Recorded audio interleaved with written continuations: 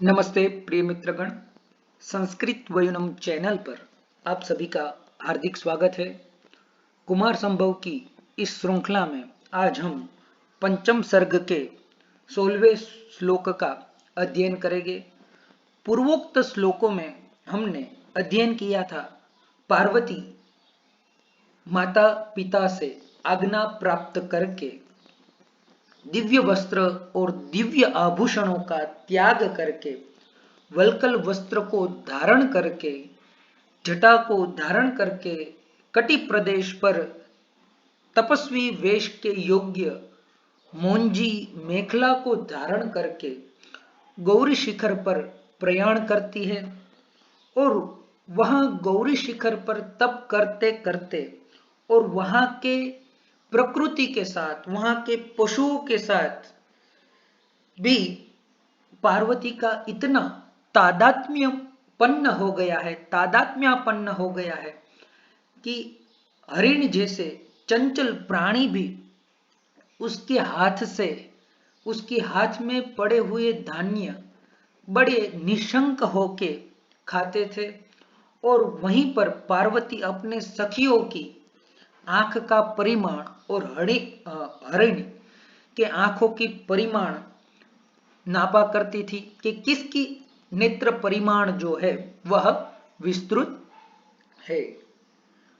पार्वती की तपश्चर्या दिन प्रतिदिन बढ़ रही है और जब यह तपश्चर्या में पार्वती संलग्न है तब ऋषिगण और मुनिगण भी उस पार्वती की तपश्चर्या को देखने के लिए, पार्वती को वंदन करने के लिए, जहां पर पार्वती तपश्चर्या करती थी वहां पर ऋषिगण मुनिगण भी आने लगते हैं। अब हमें यहाँ पर संदेह होता है कि पार्वती तो छोटी थी आयु में और ऋषिगण मुनिगण जो थे वो तो बहुत बड़े थे, तो अक्सर होना यह चाहिए कि ज्येष्ठ लोग हैं उसके मार्गदर्शन के लिए, उसके मार्गदर्शन को प्राप्त करने के लिए कनिष्ठ या अनुज व्यक्ति या अनुजा ज्येष्ठ व्यक्ति या अग्रज व्यक्ति के पास जाता है। लेकिन यहां पर कुछ क्रम विपर्य हुआ है। पार्वती के पास सारे ऋषिगण मुनिगण आते हैं, तो ऐसा कैसे हुआ? तो कालिदास बहुत ही सुंदर पंक्तियों के साथ हमें बताते हैं धर्मशास्त्रीय सिद्धांत, न धर्म वृद्धेषु वयः समीक्ष्यते। जो धर्म वृद्ध है यानी धर्म से वृद्ध है, आयुष्य वृद्ध की कोई महिमा नहीं है। धर्म क्षेत्र में वही महान है, वही श्रेष्ठ है जो धर्म कार्य में रत है। आयु में केवल वयोवृद्ध होने से कुछ फर्क नहीं पड़ता। इसलिए तो मनु ने भी मनुस्मृति में कहा है, न तेन वृद्धो भवति एनास्य पालितम शिरः यो वे युवाप्यधीयानः तम देवा सविरम विदुः। तो यह हमारे भारत देश की एक वैशिष्ट्यता है। यहाँ वयोवृद्ध का सम्मान तो होता है, लेकिन उसके साथ साथ जो ज्ञानी है, जो तपस्वी है, जो धर्मरत है, ऐसा यदि आयु में छोटा भी व्यक्ति है तो उसका भी यहाँ पर सम्मान होता है। संस्कृत साहित्य तो कहता है कि बालादपि सुभाषितम विषादपि अमृतम ग्राह्यम, कि यदि कोई बालक भी है, आयु में छोटा भी है, लेकिन यदि उसकी भी बात सही है, उसकी बात भी मानने योग्य है, तो उसकी बात भी यहां स्वीकृत होती है। वह बच्चा है इसलिए उसको नकारा नहीं जा सकता। हम तो विश्व में भी अमृत की खोज करने वाले व्यक्ति है, इसलिए तो कहा गया सुनुवन्तु विश्वे अमृतस्य पुत्रा। तो चलिए प्रस्तुत श्लोक पर आते हैं, जहां पर पार्वती तपश्चर्या में संलग्न हो चुकी है और ऋषिगण मुनिगण उसके दर्शन के लिए आते हैं। तो सबसे पहले श्लोक का पठन करते हैं। कृताभिषेकां उत जात वेद संकृताभिषेकां कृताभिषेका उत जात वेदसं त्वग उत्तरा संगवतीम अदितिनिम त्वग उत्तरा संगवतीम अदितिनिम दिद्रेक्षवस्तां ऋषयोऽभ्युपागमन् न धर्मवृत्तेषु वयः समीक्षते न धर्मवृत्तेषु वयः समीक्षते। प्रस्तुत श्लोक का यदि हम अन्वयी देखें तो कृताभिषेकां हुतजात वेदसं त्वग उत्तरासंगवतीम अदितिनिम ताम। इतने पर्यंत सभी पार्वती के विशेषण है जो पूर्वोक्त श्लोक में जो जो क्रियाएं बताई गई है, जो जो कार्य पार्वती ने किया है, उसका संक्षिप्त में यहां पर 4 विशेषण के तौर पर पार्वती को यहां पर इंगित किया जा रहा है।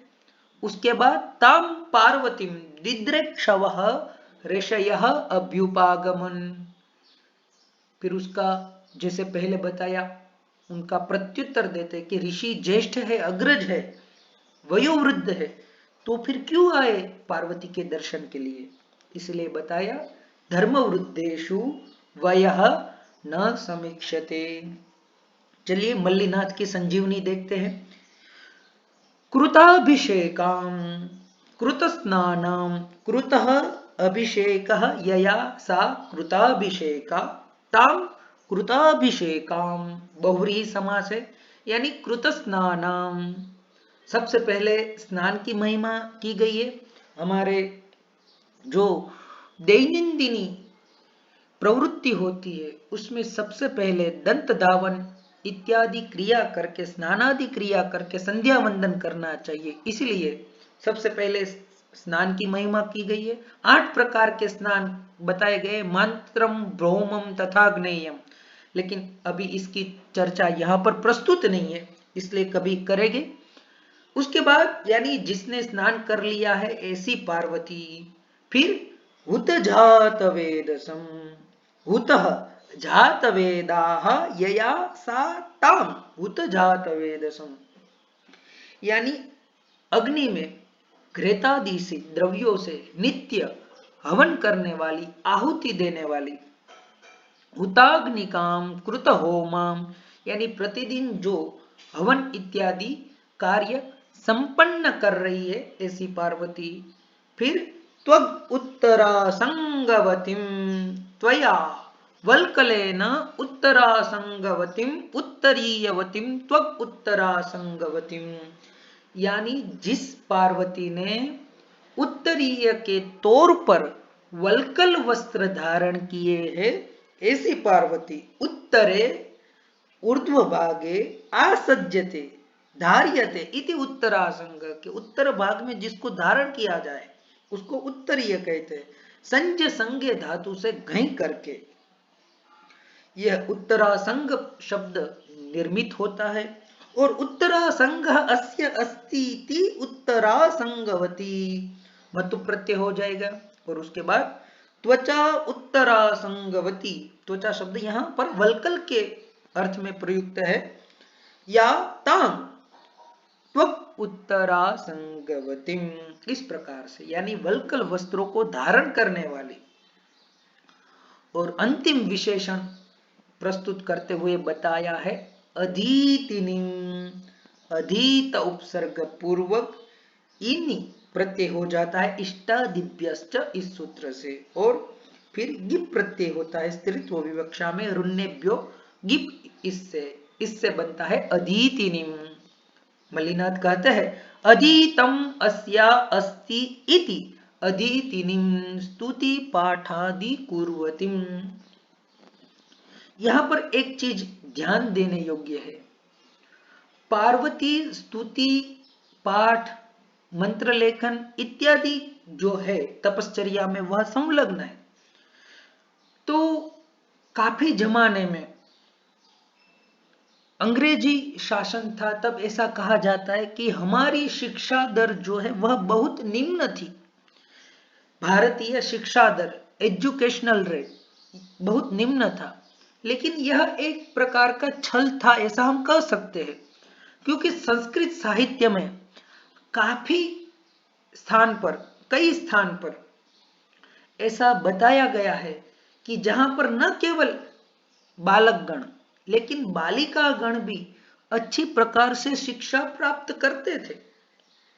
अब कालिदास का ही यदि हम समय देखें तो विद्वद्गण प्रथम शताब्दी से लेकर चतुर्थ शताब्दी पर्यंत कालिदास का काल गणना में शामिल करते हैं। तो यदि कालिदास ने यहां पर अदितिनिम प्रयोग किया है, इसका मतलब है कि कालिदास के समय पर भी बालिका भी शिक्षा प्राप्त करती थी, और सिर्फ केवल शिक्षा प्राप्त नहीं करती थी, ठीक ढंग से वह व्याकरण हो, ज्योतिष हो, साहित्य हो या अन्य कोई भी शास्त्र हो उसमें निपुण होती थी। हमने देखा है लीलावती जैसा ग्रंथ जो एक पिता ने अपनी पुत्री को पढ़ाया और उसी के नाम पर एक दिव्य गणित का शास्त्र जो है वह हमें प्राप्त हुआ।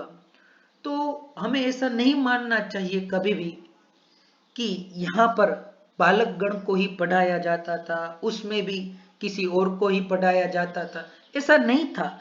यह सारे छल थे जो हम भारतीयों के साथ कहीं ना कहीं किसी ना किसी ने राजनैतिक आधार पर किए गए हैं। वरना कैसे लिख सकता है कालिदास यहाँ पर अदितिनिम यह शब्द?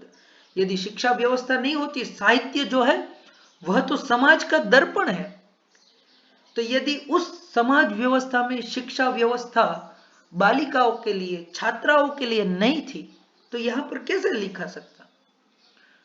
क्यों बृहद आरण्यकोपनिषद में मैत्रेय याज्ञवल्क्य संवाद, याज्ञवल्क्य गार्गी संवाद लिखा जाता? क्यों अपाला का प्रसंग आता? क्यों पार्वती का यहां पर वर्णन आता? क्यों मालविकाग्नि मित्रम में नृत्य का वर्णन, शिक्षा का वर्णन आता? क्यों पंचरात्रम में बृहन्नला जो है वह उत्तरा को नृत्य का प्रशिक्षण देते? यानी कहीं ना कहीं बालिकाओं को, छात्राओं को भी 64 कलाओं में और अन्य शास्त्रों में उनको निपुण किया जाता था। चलिए आगे उसकी चर्चा न करते हुए हम आगे बढ़ते। अदितिनिम ताम ताम देवीं पार्वतीं दिदृक्षवः द्रष्टुम इच्छतीति दिदृक्षा।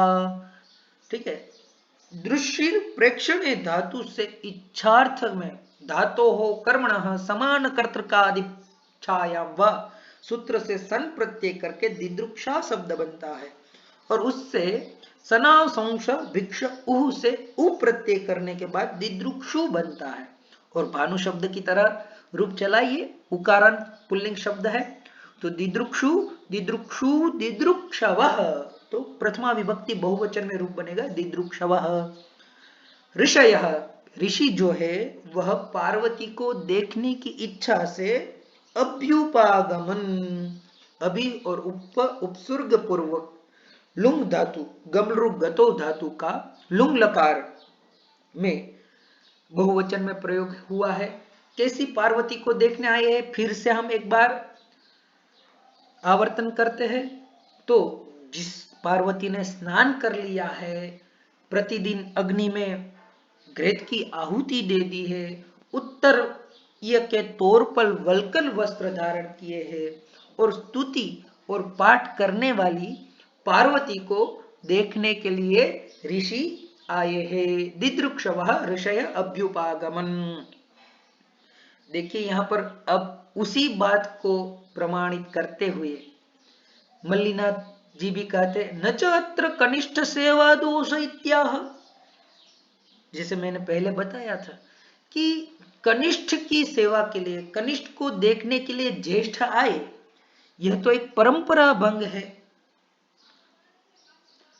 छोटे जो है उसको बड़ों को सम्मान देना चाहिए, लेकिन यहां पर तो बड़े ऋषि मुनिगण भी छोटी पार्वती को सम्मान दे रहे, ऐसा कैसे?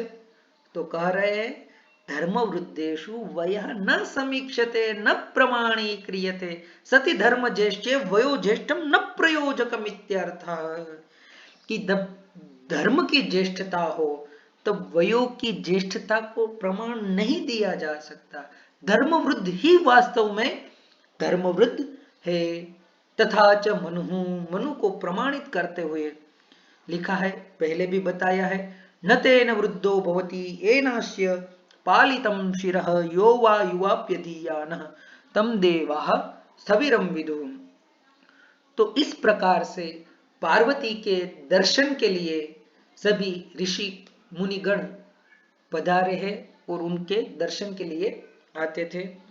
तो आशा रखता हूं आपको यह श्लोक अच्छे से ठीक से समझ में आया होगा। यदि यह श्लोक आपको पसंद आता है तो संस्कृत वयोनम चैनल को सब्सक्राइब करें, इस वीडियो को लाइक करें और आपके कुछ प्रतिभाव हो तो अवश्य कमेंट बॉक्स में हमें बताइए। अस्तु, धन्यवादः, पुनः मिलामः।